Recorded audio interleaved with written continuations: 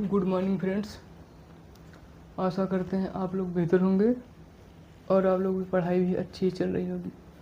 जैसा कि कल हम लोगों ने प्राचीन इतिहास के सिलेबस के बारे में देखा था और कुछ पॉइंट देखा था, तो आज हम लोग पहले तो जान लेते हैं भारतीय इतिहास को 3 भागों में बांटा क्यों गया है।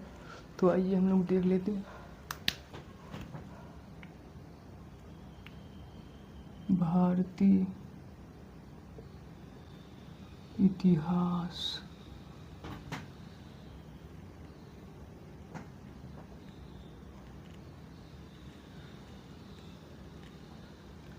मुख्यतः 3 भागों में बांटा गया है।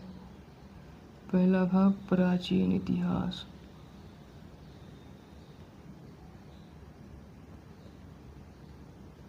इंग्लिश में एंशिएंट हिस्ट्री।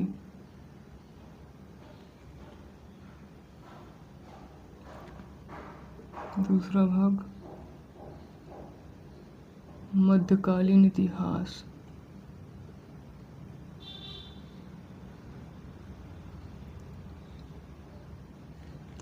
इंग्लिश में मेडिवल हिस्ट्री।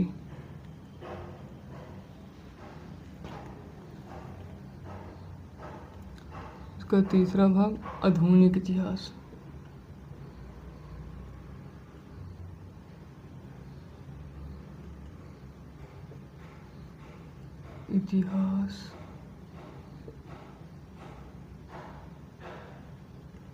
Modern history.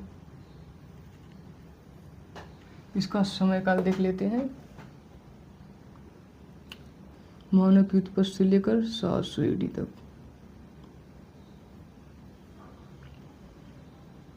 इसका 700 AD से 1750।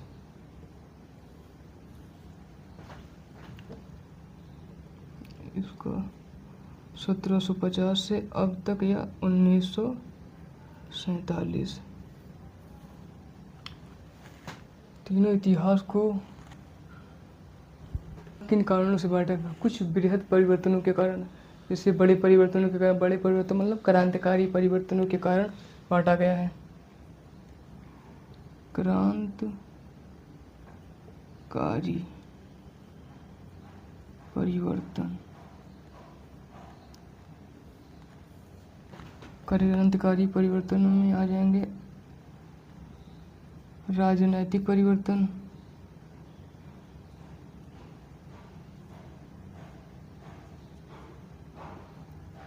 आर्थिक,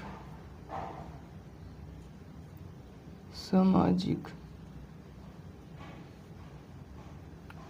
इन्हीं तीनों परिवर्तनों के कारण इतिहास को मुख्यतः 3 भागों में बांटा गया है। प्राचीन इतिहास, मानव की उत्पत्ति से लेकर 700 AD तक यहाँ का कल्चर एक जैसा ही था और इसका कल्चर को वैदिक सभ्यता से जुड़ा हुआ था।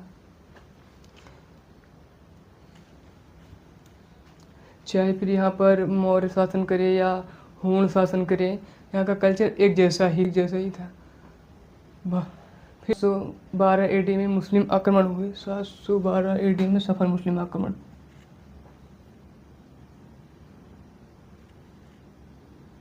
AD प्रथम सफल मुस्लिम आक्रमण मोहम्मद बिन कासिम के द्वारा सिंध के क्षेत्र में किया गया था, जिससे यहाँ पर भारत में बहुत सारे परिवर्तन देखने को मिले।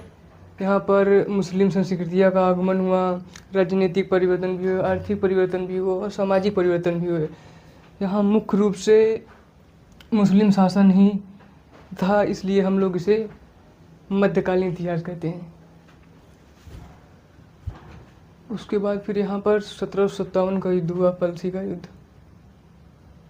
1757 प्लसी का युद्ध। यहाँ पर मुख्यतः यूरोपीय या कह लें अंग्रेजों का शासन लागू हो गया या भारत में यहाँ पर आधुनिकता लाने का प्रयास किया जाने लगा। सबसे ज़्यादा बदलाव एजुकेशन के क्षेत्र में है। यहाँ पर मुख्य रूप से अंग्रेजी शिक्षा व्यवस्था लागू हो गई। और यहाँ पर सामाजिक, आर्थिक, राजनीतिक परिवर्तन में बहुत बड़ा चेंज। जैसे यहाँ मुख्य रूप से हमें आर्टिकल, लॉ, यहाँ पर ये सब लागू होने लगा, जिससे हम लोग इसे आधुनिक भारत का इतिहास कहते हैं। तो आइए हम लोग आगे देखते हैं बारे में।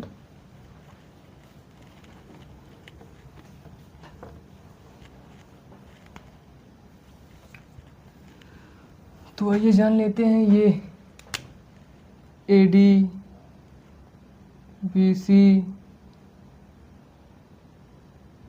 CE, BCE ये क्या है।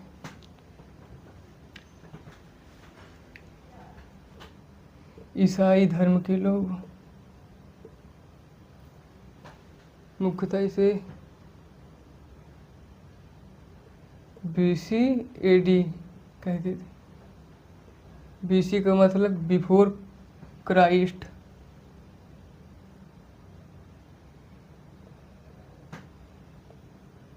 Before Christ. AD का मतलब एनो डोमिनी। ईसाई लोग इसे मानते हैं ईसा मसीह के जन्म का पहले का समय, और एडो डोमिनी को मानते हैं ईसा मसीह के बाद का समय।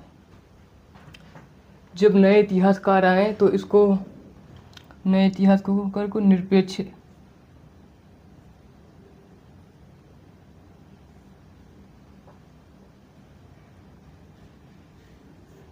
इतिहासकार, जब नए इतिहासकार आए तो BC को BCE मान लिए और AD को CE का मतलब बिफोर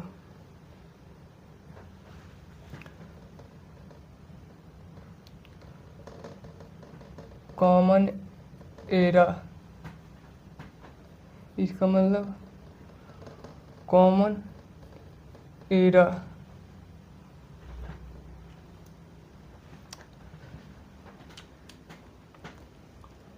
कुछ डेटों में लिखा रहता है AD, कुछ डेटों में BC लिखा रहता है। तो ये एक समय रेखा है। ये ईसाई लोग ईसा मसीह के जन्म का समय मानते हैं। ये जन्म का बाद का समय है, ये जन्म के पहले का समय है। AD या CE, BC या BCE। आज हम यहाँ पर 2026 में हैं। इसको हम लोग मान लेते हैं 500 AD, इसको हम लोग मान लेते हैं 500 BC। तो हम लोग जानेंगे कैसे इनमें अंतर क्या है। जैसे कि अभी हम जहाँ पर हैं 2026 चल रहा है, तो हम लोग 500 इसमें जोड़ देंगे BC, मतलब जिस काल, तो जैसे यहाँ पर 500 BC है या 2500 BC हो, तो यहाँ पे जितना रहेगा उतना जोड़ देंगे इसमें जिस काल में है।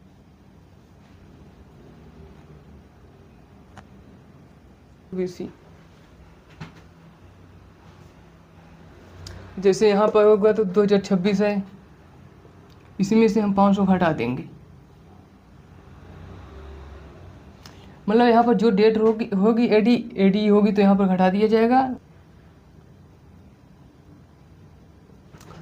आशा करते हैं आप लोगों को समझ में आ गया होगा।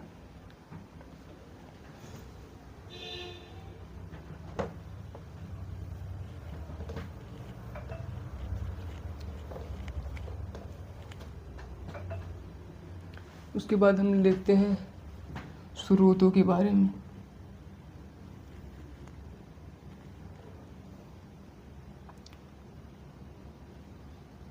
पुरातात्विक,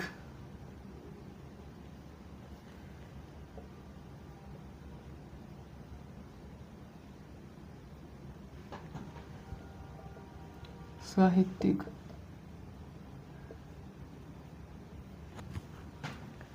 पुरातात्विक में आ जाएंगे सामग्री अवशेष,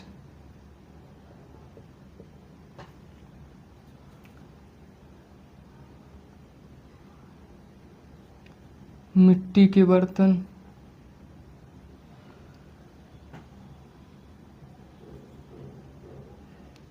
सिक्के,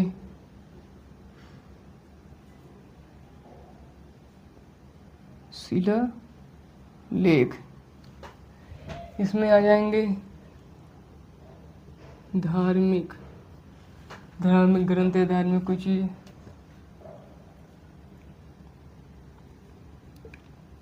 धर्मनिरपेक्ष,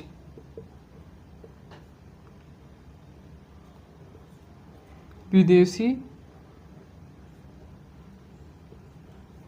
खाता,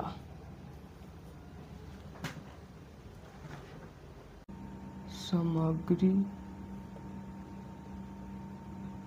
अवशेष। इसमें घर आ जाएंगी, बस्तियाँ आ जाएंगी, इसमें सामग्री अवशेष में सभी चीज़ें आ जाएंगी। उसके बाद हम देख लेते हैं मिट्टी के बर्तन।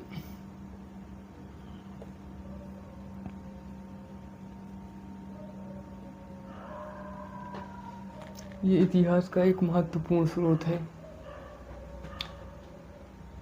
मिट्टी के बर्तन से हमें कला के बारे में जानकारी मिलती है।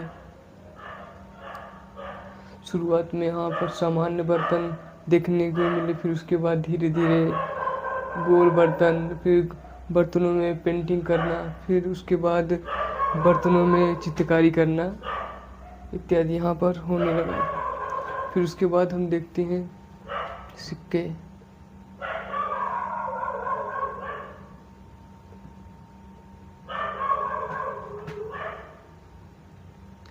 सिक्के हमें किसी सभ्यता या साम्राज्य की आर्थिक स्थिति के बारे में बताते हैं। जहाँ पे सोने के सिक्के चल रहे हो वहाँ पे ये दर्शाता है कि यहाँ पे आर्थिक स्थिति अच्छी रही होगी, और जहाँ पे कांसे के सिक्के चल रहा हो तो ये दिखाता है कि यहाँ पे आर्थिक स्थिति बहुत ही खराब हो।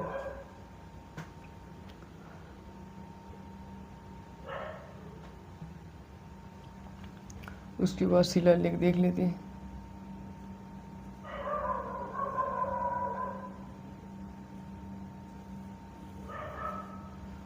जब मानव पहली बार लिखना प्रारंभ किए तो वह पत्थरों पर उस लिखना,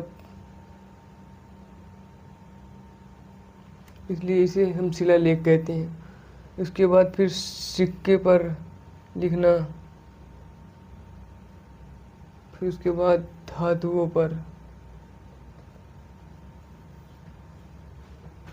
फिर आ जाता है संगमरमर। आज भी हम संगमरमर पर लिख रहे हैं। तो आज यहीं तक, मिलते हैं अगली क्लास में हम लोग।